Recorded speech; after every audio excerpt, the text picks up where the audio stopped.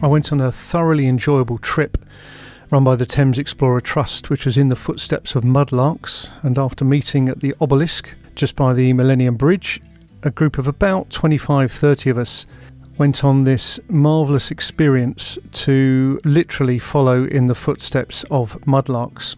So after an initial presentation where the guide went through the history of the Thames, went through examples of the sort of things that we could find, and there's some really, really special things here on the foreshore.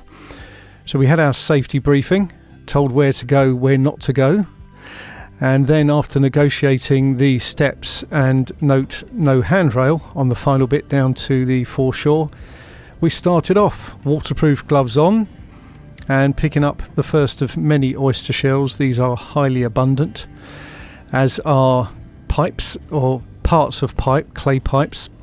There are some rules and regs here. You're not allowed to dig for anything or lift anything over. You can only use your eyes and then your hands to pick up and retrieve what you find. And you know, you can find anything from perhaps bits of old sewer pipe to actually quite decorative bits of pottery. And it's just great fun. It was highly enjoyable.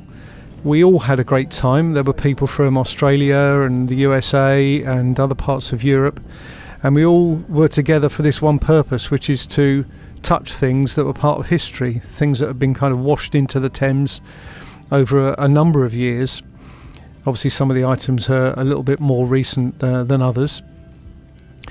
And once we'd gathered up our finds, and obviously conscious of the tide times, and that's how these things are scheduled, to take advantage of the appropriate times of the tide so that you can have your briefing, do some discovery, and then actually have a bit of a show and tell at the end to compare what you retrieved. And there was a real mixture just on our group, to be honest.